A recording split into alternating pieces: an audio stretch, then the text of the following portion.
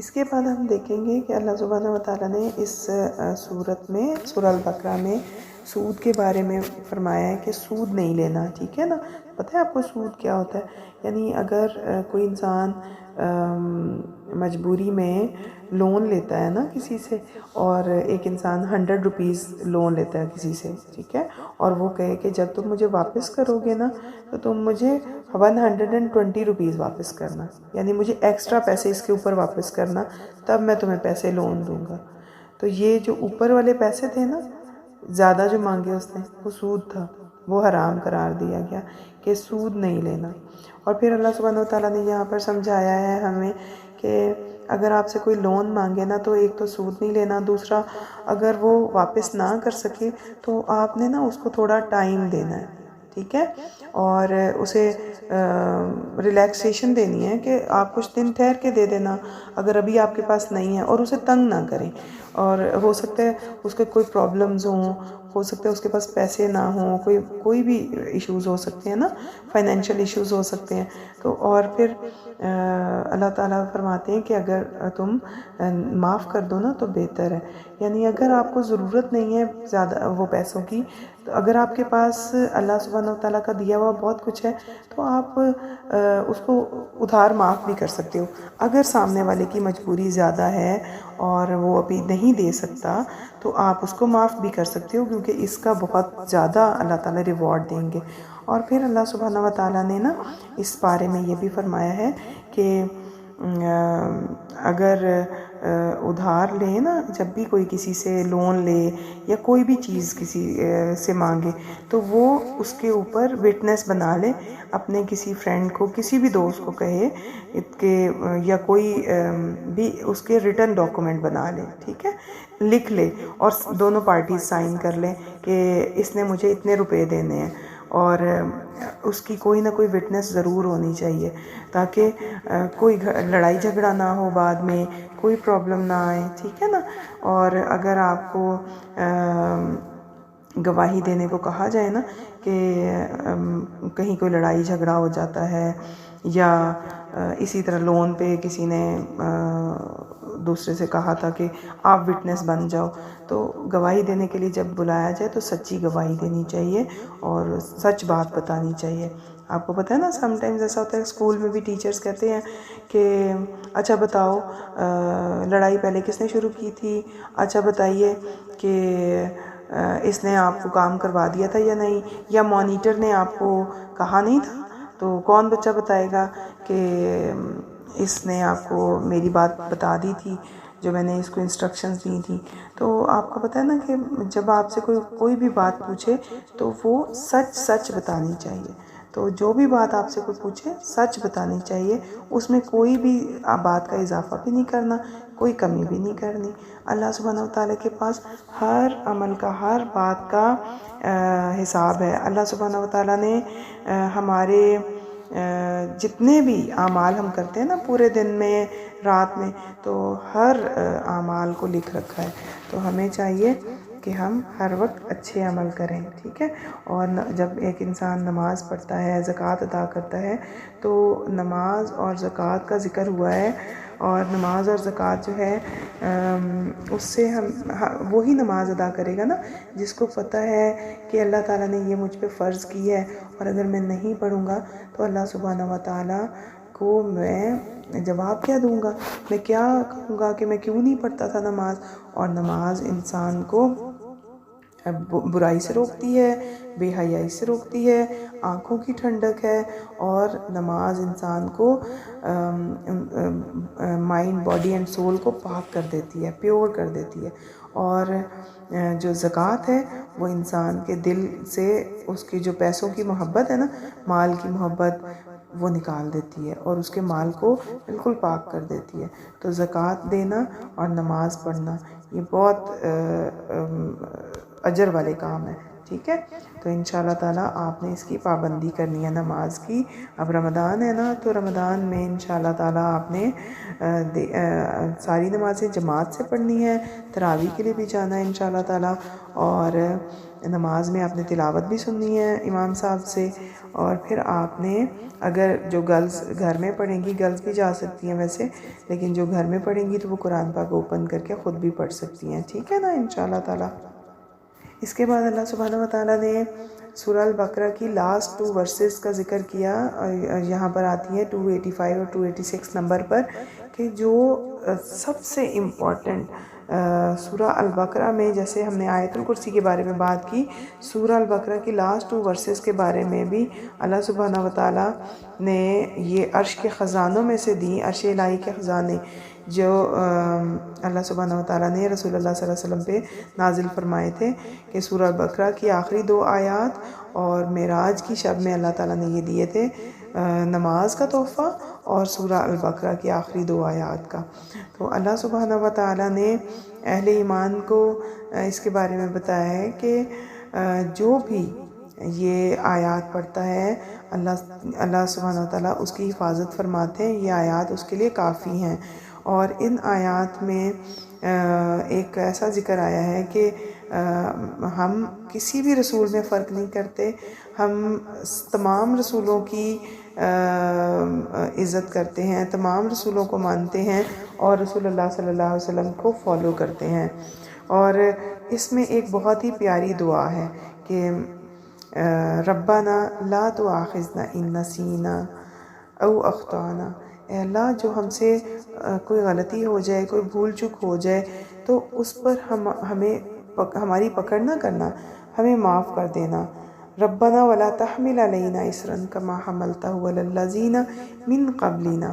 کہ اے اللہ، ہمیں ان آزمائشوں سے نہ، ہمارے اوپر وہ آزمائشیں نہ آئیں جو ہم سے پہلے لوگوں پر آئی تھیں.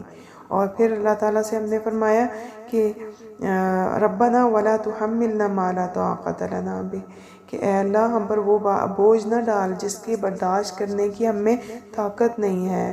واعف عنا، اے اللہ ہمیں معاف فرما دیجئے. واغفر لنا، یا اللہ ہمیں معاف فرما دیجئے، ہمارے گناہوں کی پردہ پوشی کر دیجئے. ورحمنا، اور ہم پر رحم فرما. انت مولانا، تو ہی ہمارا مولا ہے. انت مولانا، کہیے ذرا، انت مولانا فانصرنا علی القوم الکافرین. یا اللہ، تو ہی ہمارا مولا ہے، تو ہی ہمارا حامی و ناصر ہے، اور کافروں کے مقابلے میں ہماری مدد فرما دیجئے.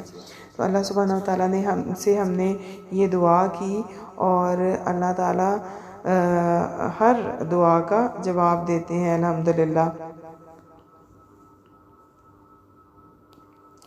الحمدللہ ہماری سورہ البقرہ کمپلیٹ ہو گئی ہے. پارہ نمبر 3 کا دوسرا پارٹ دیکھتے ہیں. اس میں سورہ آل عمران میں اللہ سبحانہ وتعالیٰ نے کیا فرمایا. اللہ سبحانہ وتعالیٰ کی حمد اللہ نے خود فرمائی ہے، اور اللہ سبحانہ وتعالیٰ نے کن الفاظ میں اپنی حمد فرمائی ہے. اللہ سبحانہ وتعالیٰ نے فرمایا کہ اللہ ایک ہے، اور اللہ سبحانہ وتعالیٰ خود زندہ جاوید ہے اور دوسروں کو بھی زندہ رکھنے والا ہے. یعنی اللہ سبحانہ وتعالیٰ کو نہ، ہم نے پیچھے پڑھا نا اس میں آیت الکرسی میں، کہ اللہ کو تو اونگ اور نیند بھی نہیں آتی. ہم تو دیکھیں کتنا تھک جاتے ہیں نا، اور اللہ سبحانہ وتعالیٰ پوری کائنات کا نظام دیکھتے ہیں، اور اللہ تعالیٰ کے ہر اشارے پر سب کام ہوتے ہیں. اللہ سبحانہ وتعالیٰ نے قرآن نازل کیا اور تمام پچھلی کتابیں نازل فرمائیں، اور کائنات کی کوئی بھی چیز اللہ سبحانہ وتعالیٰ سے چھپی ہوئی نہیں ہے. اللہ سبحانہ وتعالیٰ ہر کائنات کی ہر چیز کو جانتا ہے، اور اللہ تعالیٰ زبردست ہے. ہر فیصلے میں حکمت ہے اللہ تعالیٰ کی. اللہ سبحانہ وتعالیٰ نے تمام انسانوں کو پیدا کیا، تمام جانداروں کو پیدا کیا، اور اللہ تعالیٰ نے کائنات کی ہر چیز پر اللہ پوری قدرت رکھتا ہے. ٹھیک ہے. اور پھر آگے اللہ تعالیٰ نے کچھ ایسے لوگوں کا ذکر کیا ہے کہ جو سب فساد پھیلاتے ہیں، فتنہ پھیلاتے ہیں. تو اللہ سبحانہ وتعالیٰ نے بتایا کہ جن لوگوں کے دلوں میں کوئی خرابی ہوتی ہے نا، ان کے دل ٹیڑھے ہوئے ہوتے ہیں، تو وہ انتشار پھیلاتے ہیں، فساد پھیلاتے ہیں، لڑائی جھگڑے کرتے ہیں. اور اللہ سبحانہ وتعالیٰ سے ایک دعا بھی ہے یہاں پر کہ ربنا لا تزغ قلوبنا بعد اذ ہدیتنا وہب لنا من لدنک رحمہ انک انت الوہاب۔ اے رب ہمارے دلوں کو ٹیڑھا نہ کرنا۔ کیا دل بھی ٹیڑھے ہو جاتے ہیں؟ ہاں جی، جب ایک انسان ہدایت کے راستے پر آ کر دوبارہ غلط راستے پر چلا جائے تو اس کا مطلب ہے اس کا دل ٹیڑھا ہو گیا ہے۔ تو اللہ تعالیٰ سے ہم نے دعا کی کہ یا اللہ ہدایت پہ آنے کے بعد ہمارے دلوں کو ٹیڑھا نہ کرنا۔ اور پھر اللہ سبحانہ وتعالیٰ نے کفار کے بارے میں بتایا کہ جو کافر ہوتے ہیں کفار، وہ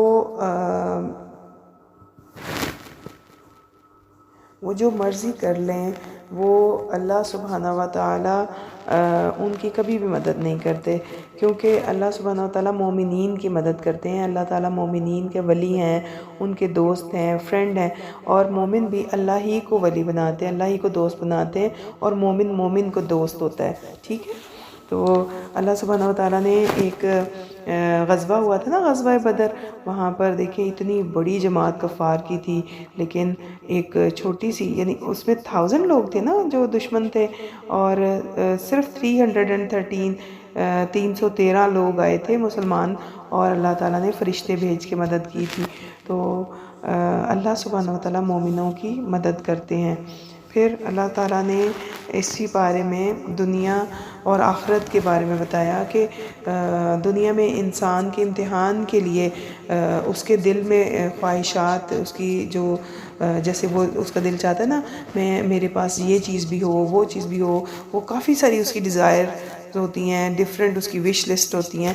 تو اس کے لیے کہا گیا ہے کہ اللہ تعالیٰ انسانوں کے اندر یہ خواہش پیدا کرتے ہیں۔ اگر دیکھیں انسانوں میں کوئی ایسی خواہش نہ ہوتی تو آپ کو پتہ ہے نا کہ اللہ سبحانہ وتعالیٰ نے یہ دنیا امتحان کے لیے بنائی ہے۔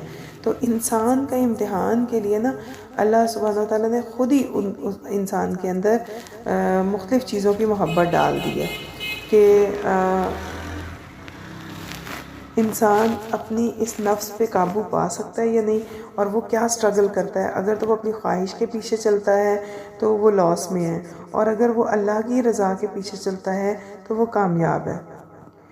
اور اللہ سبحانہ وتعالیٰ نے فرمایا ہے کہ اللہ ہی عدل کرنے والا ہے، اللہ سبحانہ وتعالیٰ کا ہر فیصلہ حکمت پر مبنی ہے۔ اللہ سبحانہ وتعالیٰ انسانوں کے ساتھ کوئی زیادتی نہیں کرتے، اور دین جو ہے وہ صرف اسلام ہے۔ آپ نے دیکھا نا کتنے ریلیجن ہوتے ہیں، اللہ کے نزدیک دین صرف اسلام ہے، اور اسلام ہی ہے وہ جو راستہ ہدایت کا دکھاتا ہے۔ آپ نے دیکھا نا کہ اللہ تعالیٰ نے نبی صلی اللہ علیہ وسلم پر قرآن مجید کتاب اتاری، اور یہی ہدایت کا راستہ ہے۔ اور اللہ سبحانہ وتعالیٰ نے بتایا کہ بنی اسرائیل میں جو لوگ تھے نا وہ کیا کیا کرتے تھے، وہ شرک کرتے تھے، وہ اللہ کو نہیں مانتے تھے، اللہ کی بات نہیں مانتے تھے، اور وہ کہتے تھے کہ ہم حضرت ابراہیم علیہ السلام کو ہی مانتے ہیں، مگر وہ شرک کرتے تھے، کیونکہ حضرت ابراہیم کو اگر مانتے ہوتے تو وہ شرک تو نہ کرتے نا۔ تو وہ اپنے راستے سے بھٹک گئے تھے، اور وہ نبیوں کو قتل کر دیتے تھے، اور بہت سارے غلط کام کرتے تھے۔ اللہ سبحانہ وتعالیٰ انسانوں کے ظاہر اور باطن سے واقف ہے۔ اللہ تعالیٰ دلوں کو جانتے ہیں نا کہ ہمارے دل میں کیا ہے۔ تو اللہ سبحانہ وتعالیٰ العلیم بھی ہیں، الخبیر بھی ہیں۔ اللہ سبحانہ وتعالیٰ تو ہمارے دل میں جو ذرا سا خیال بھی اگر آتا ہے نا، کوئی بدگمانی آتی ہے، کوئی بھی چیز آتی ہے، اللہ تعالیٰ جانتے ہیں۔ اللہ تعالیٰ ہمارے دماغ سے بھی واقف ہیں، جو بھی فکر آتی ہے، پریشانی کو سوچ آتی ہے، اللہ سبحانہ وتعالیٰ وہ جانتے ہوتے ہیں۔ اللہ سبحانہ وتعالیٰ کی محبت کیسے حاصل ہوگی؟ آپ بننا چاہتے ہیں اللہ تعالیٰ کے بیسٹ فرینڈ، اللہ تعالیٰ سے دوستی کرنا چاہتے ہیں، تو میں نے وہ ایڈریس سینڈ کیا ہے، اس ایڈریس پہ ضرور جائیے گا۔ وہاں پہ بہت پیاری پیاری قرآن کی کلاسز ہوتی ہیں، وہاں پر بیٹھ کے آپ سیکھیں گے تو آپ بہت اچھا لگے گا انشاءاللہ تعالیٰ۔ اور پھر اللہ تعالیٰ نے بتایا ہے کہ رسول کی اطاعت میں ہی اللہ کی اطاعت ہے، اور رسول کی اطاعت سے پھر جانا جو ہے وہ کفر ہے۔ تو اگر ہم نے اللہ سے محبت کرنی ہے اور اللہ کی محبت پانی ہے تو ہم نے کیا کرنا ہوگا؟ رسول اللہ صلی اللہ علیہ وسلم کی اطاعت کرنی ہوگی۔ تو پھر ایک فیملی کا ذکر ہے، آل عمران۔ عمران کا جو خاندان تھا، عمران کی جو فیملی تھی اس کا ذکر ہے۔ عمران کی ایک وائف تھی حضرت حنہ۔